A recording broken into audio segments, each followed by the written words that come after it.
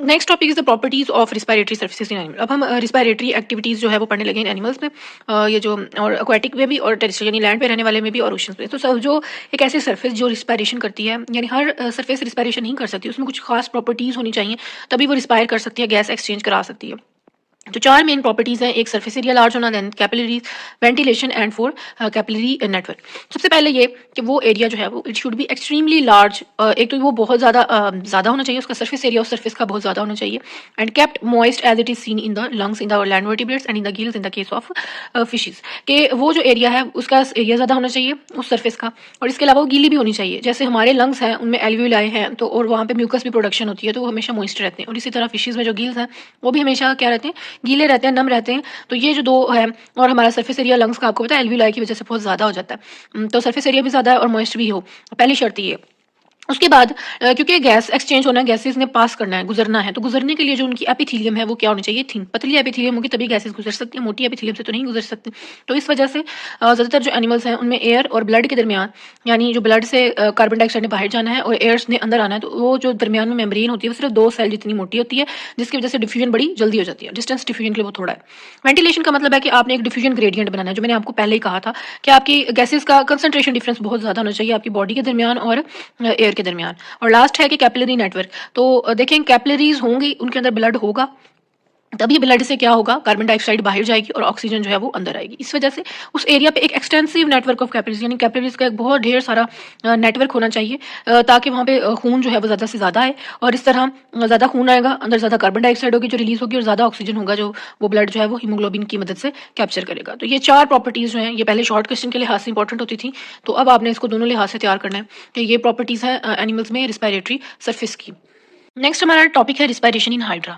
तो हाइड्रा जो है वो एक बहुत सिंपल ऑर्गेनिज्म है, हमने चैप्टर नंबर 10 स्किप किया है, इसलिए मुझे थोड़ी सी आपको पहले इसकी इंट्रोडक्शन में दे रही हूँ कि हाइड्रा जो है वो एक डिप्लोब्लास्टिक ऑर्गेनिज्म है। डिप्लो डाई जब भी वर्ड आता है तो इसका मतलब है दो, तो डिप्लोब्लास्टिक का मतलब है कि इसकी बॉडी की 2 लेयर्स होती हैं, ठीक है।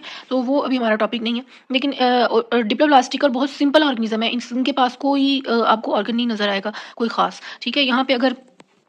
यहाँ पे मैंने एक सिंपल सा हाइड्रा ड्रॉ करने की कोशिश की है कि इस तरह की करके कुछ इनकी जो है ना वो बॉडी होती है। तो ये एक ओपनिंग है जिससे फूड ने आना है और इधर से ही क्या होना है, रिलीज हो जाना है, जिसको आपने सैक लाइक डाइजेस्टिव सिस्टम भी कहते हैं, कि यहीं से उन्होंने फूड इनटेक करनी है और यहीं से बाहर चली जानी है। पानी में ने भी इनकी बॉडी में इधर से ही आना है और इधर से ही बाहर चले जाना है। जैसे हमारे पास हर चीज़ के लिए ऑर्गन है, इनके पास कोई ऑर्गन नहीं है।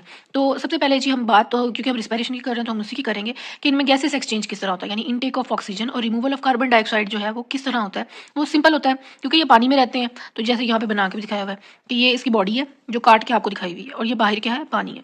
तो पानी और जो का डायरेक्ट कॉन्टैक्ट होता है इनकी बॉडी के साथ, तो exchange of gases in carbon dioxide out जो है वो सेल की लाइनिंग में, तो ये जो इसी लाइनिंग्स होता है। अच्छा, अब ये बात याद रखें कि ये जो गैसेस एक्सचेंज है ये 2 जगह से हो रही है, देखो, यानी एक तो इनकी बाहरी बॉडी से, उसके अलावा अंदर भी इनके पानी आ रहा है। तो यहाँ से भी देखो ना कि ऑक्सीजन को ले रहे हैं और कार्बन डाइऑक्साइड को रिलीज कर रहे हैं। तो इस कैविटी को कहते हैं एंट्रॉन, जो यहाँ पे लिखी हुई है ये एंट्रॉन। ये कैविटी जो है, जो इसका सैक लाइक डाइजेस्टिव सिस्टम है, इसको एंट्रॉन कहते हैं। इसकी डाइजेस्टिव कैविटी है, खाली जगह है जो इसकी बॉडी में, ठीक है। तो यहाँ क्योंकि पानी अंदर भी आ रहा है तो यहाँ से भी ऑक्सीजन और कार्बन डाइऑक्साइड का एक्सचेंज हो रहा है और बाहर जनरल सरफेस से भी हो रहा है। तो ये सिंपल सा जो है कि इसकी जो एक्टोडर्म है और इसकी जो गैस्ट्रोवेस्कुलर कैविटी, ये 2 चीज़ें जो है वो इन्वॉल्व है रिस्पायरेशन में। एक्टोडर्म जो इसकी बाहर वाली लेयर है और गैस्ट्रोवेस्कुलर कैविटी जो इसके ये अंदर एक कैविटी मौजूद है, ठीक है। तो नेक्स्ट चीज़ है रिस्पायरेशन इन अर्थवर्म। अर्थवर्म जी ये ज़रा थोड़ा सा कॉम्प्लेक्स है हाइड्रा से, लेकिन इतना भी कॉम्प्लेक्स नहीं है क्योंकि इसमें भी कोई रिस्पायरेटरी जो है ना वो ऑर्गन नहीं आए हुए।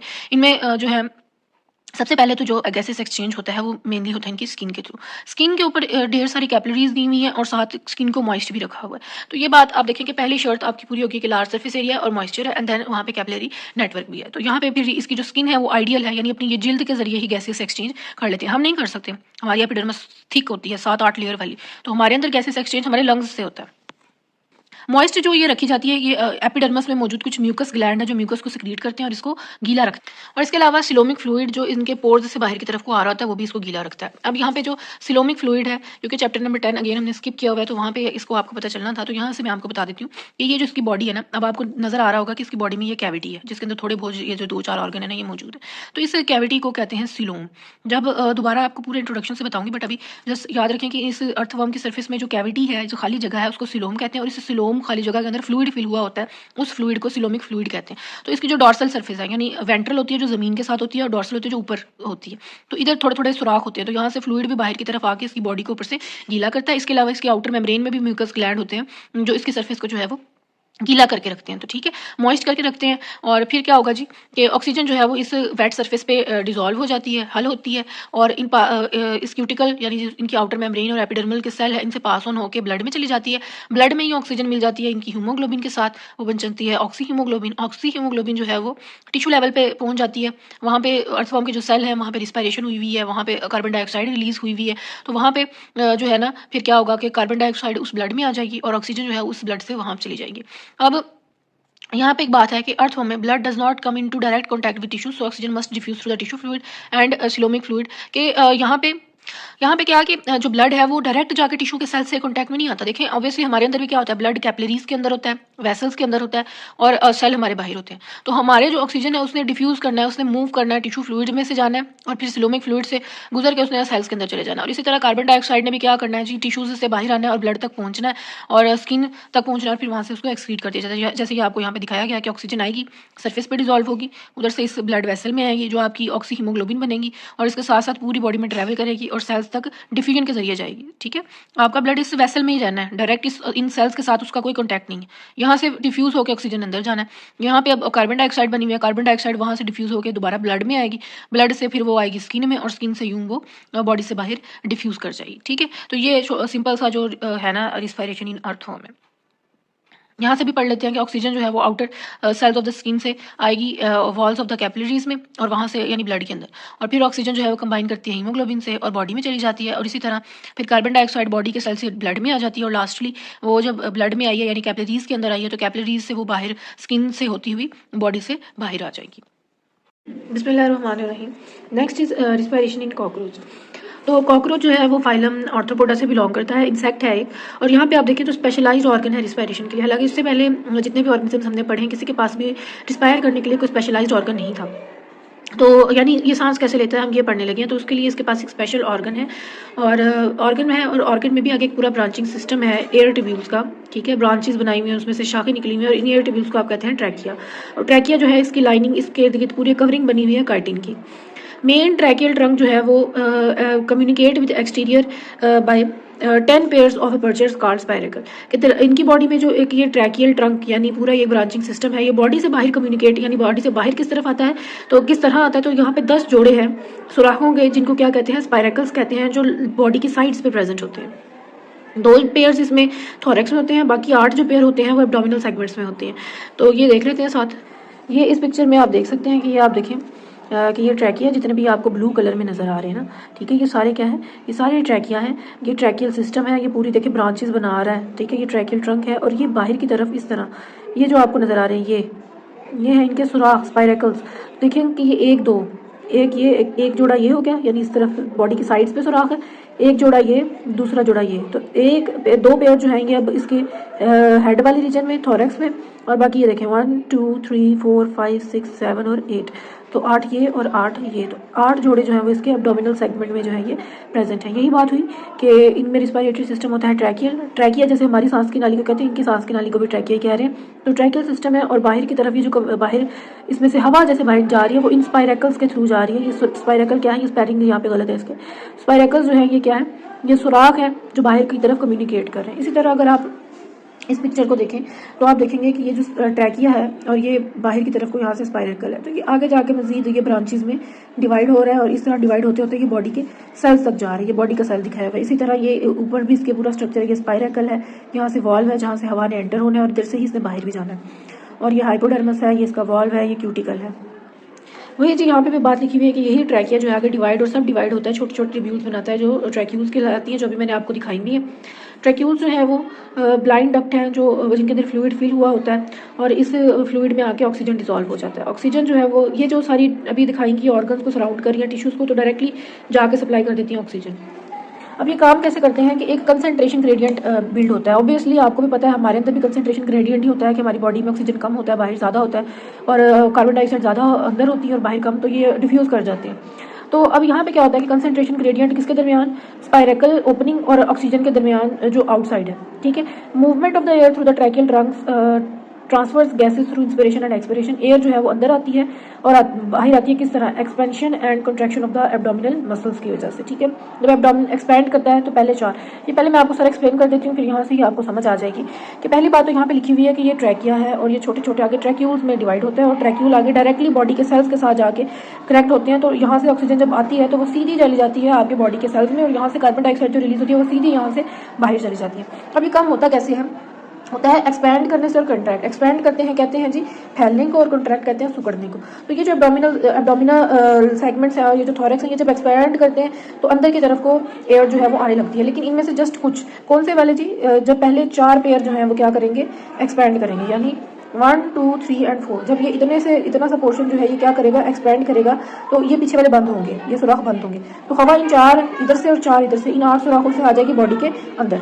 जब अंदर आ गई तो फिर ये वाले जो 4 हैं ये बंद हो जाएंगे और नीचे वाले 6 जो है ये ओपन हो जाएंगे। गैसियस एक्सचेंज हो गया, ऑक्सीजन अंदर आ गई पूरी बॉडी से और कार्बन डाइऑक्साइड चली गई इस ट्रैकियल सिस्टम। पिछले 6 जो है ये ओपन हो जाएंगे। अब ये जो है ये क्या करेंगे जी कि कहाँ चला गया, हाँ, abdominal contract, the anterior 4 pairs of spiracle close and posterior 6 pairs are open.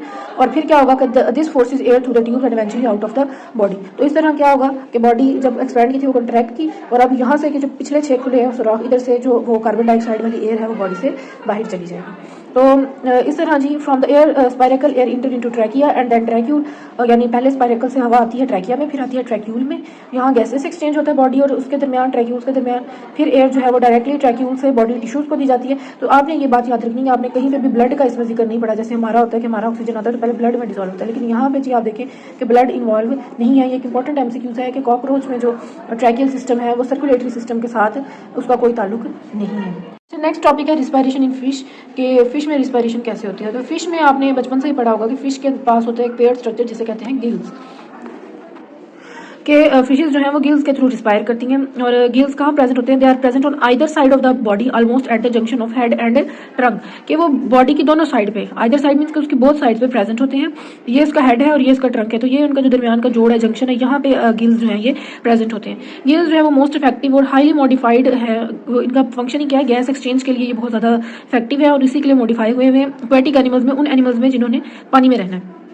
अब कितने हो सकते हैं गिल्स, ये 4 भी हो सकते हैं और 5 जोड़े हो सकते हैं, ठीक है ना। 4 एक तरफ या 5 एक तरफ और 5 दूसरी तरफ, which may be open through gill slits and are visible on the surface of the pharynx, कि या तो ये इस तरह हो सकते हैं कि स्लिट्स आप कह लेंगे यूं ओपनिंग्स को, कि इस तरह ओपनिंग्स भी हो सकती हैं, जैसे आपको जेल कह लेंगे या विंडो होती है, ठीक है। तो इस तरह स्लिट्स की फॉर्म में भी ये ओपन होती है और आपको उनकी बिल्कुल सरफेस पे नजर भी आएंगे। तो ये होता है कि इन फिशेज में, ये आपने याद रखना है, ये एमसीक्यूज के लिहाज से कि जो कार्टिलेजिनियस फिशेज हैं उनमें गिल स्लिट्स होती हैं और आपको ऊपर से ही उनकी बॉडी पे गिल्स नजर आ रहे होते हैं। तो ये है कार्टिलेजिनियस फिशेज, वो फिशेज जिनका स्केलेटन, जिनका ढांचा कार्टिलेज का बना होता है।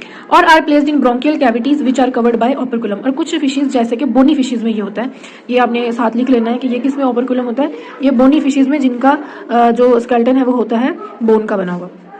कार्टिलेजिनियस फिशेज में ये बिल्कुल विजिबल होते हैं, लेकिन जो बोनी फिशेज है उसमें एक ओपरकुलम क्या होता है कि आप समझें कि जैसे इसके ऊपर एक इस तरह करके आपने देखा भी होगा कि ऊपर से यूं एक कवरिंग आ जाए, ठीक है। तो ऊपर से स्लिट्स जो है वो ऊपर छुप जाते हैं, ठीक है। तो दोबारा रिपीट कर रही हूँ, कार्टिलेजिनियस फिशेज में गिल्स आपको वाज़ेह नजर आते हैं स्लिट्स की शक्ल में, और जो बोनी फिशेज हैं उसमें आप समझें कि इसके ऊपर एक पर्दा लग जाता है जिसे ओपरकुलम कहते हैं। गिल्स जो है इनके पास सरफेस एरिया होता है बहुत ज़्यादा गैसेस एक्सचेंज के लिए। गिल के अंदर हर वक्त जो है वो वाटर का फ्लो होता रहता है और फिर heart pumps the blood directly to the gills. तो यहाँ से मैंने छोटा सा ना एक आपको समझाने के लिए, हालांकि चैप्टर 14 में ये दोबारा डिटेल में आएगा कि हार्ट के पास बॉडी से ब्लड आया, हार्ट ने ये ब्लड जो है वो ट्रांसफर कर दिया गिल्स के पास। अब गिल्स जो है इधर से मुसलसल इसमें से पानी का फ्लो हो रहा है, यानी मुंह से वो मछली पानी पी रही है तो यूं गिल्स से होकर बाहर की तरफ जा रहा है, तो उसे फौरन क्या मिल रहा है, हर वक्त पानी मिलता जा रहा है। तो पानी से वो ऑक्सीजन लेती है और बॉडी से जो ब्लड आया हार्ट की तरफ से जिसमें कार्बन डाइऑक्साइड है उसमें से कार्बन डाइऑक्साइड को रिमूव कर देती है और ऑक्सीजन उसमें ऐड कर देती है। तो अब ये ब्लड हो गया ऑक्सीजनेटेड। तो ये ऑक्सीजनेटेड ब्लड गिल्स से जाएगा बॉडी में, बॉडी दोबारा उस ऑक्सीजनेटेड ब्लड से ऑक्सीजन ले लेगी और उसमें कार्बन डाइऑक्साइड ऐड कर देगी। जब कार्बन डाइऑक्साइड ऐड कर दी तो वो हो गया डीऑक्सीजनेटेड। तो बॉडी फिर इस डीऑक्सीजनेटेड ब्लड को भेज देगी हार्ट की तरफ। तो बॉडी से ये ब्लड जाएगा हार्ट की तरफ, हार्ट फिर सीधा इसको भेजेगा गिल्स की तरफ। गिल्स दोबारा ऑक्सीजन लेंगे पानी से और इनको ऑक्सीजनेटेड कर देंगे। तो इस तरह एक सिंगल सर्किट जो है उसमें जो है ये आपका क्या कहते हैं उसको, जो फिश है उसमें रिस्पायरेशन होती रहती है। गिल्स देखें, gills from where oxygenated blood जो है is carry to all parts of the body, कि गिल्स से सारे पार्ट्स ऑफ बॉडी में जाएगा ऑक्सीजनेटेड ब्लड। तो डीऑक्सीजनेटेड ब्लड बाकी जो डिफरेंट पार्ट्स ऑफ बॉडी से आएगा हार्ट की तरफ। तो हार्ट जो है सिंगल सर्किट है यही, यानी आप देखें कि हार्ट में एक ही दफ़ा आ रहा है और एक ही दफ़ा वो भेज रहा है, दो दफ़ा ब्लड नहीं आ रहा है जैसे हमारे बॉडी में होता है कि लंग्स से भी ब्लड हार्ट में आता है, बॉडी से भी, तो दो तरफ से आता है। And the blood flows in only one direction, आप ये भी देख रहे हैं कि ब्लड जो है वो जस्ट एक ही डायरेक्शन में जो है वो मूव कर रहा है। The blood of the blood enters the posterior side of the heart and after passing through different chamber it is pumped towards the gill. Water enters through the mouth and after passing over the gills move out from the body through the gills opening। यही मैंने आपको बात बताई कि यहाँ से जी water जो है वो बाहर से आएगा और वो गिल्स से पास ऑन कर जाएगा, यानी वाटर यहाँ माउथ है इसका मछली का, तो यहाँ से आएगा और गिल्स से बाहर की तरफ चला जाएगा। यहाँ पे हम इसकी टेल बना देते हैं। और जो ब्लड है वो back side of the heart से इंटर होता है, फिर उसको डिफरेंट चैम्बर्स से होता है और गिल्स की तरफ चला जाता है। गिल्स इसको बॉडी की तरफ भेज देती है, बॉडी वहाँ से ऑक्सीजन लेके उसमें कार्बन डाइऑक्साइड ऐड कर देती है और दोबारा वो ब्लड चला जाता है हार्ट की तरफ। तो ये था जी सिंपल सा आपका रिस्पायरेशन जो हो रही है इन फिशेज़। यहाँ पे आपको ये दिखा भी रहे हैं कि ये वाटर उसके माउथ से एंटर हो रहा है और इसकी गिल से बाहर आ रहा है। ये गिल आर्चेज हैं जो अपर कुलम के नीचे छुपी हुई होती हैं। यहाँ पे ये गिल का जो है वो सेक्शन बना के दिखाया, भाई आपको करने की ज़रूरत नहीं है।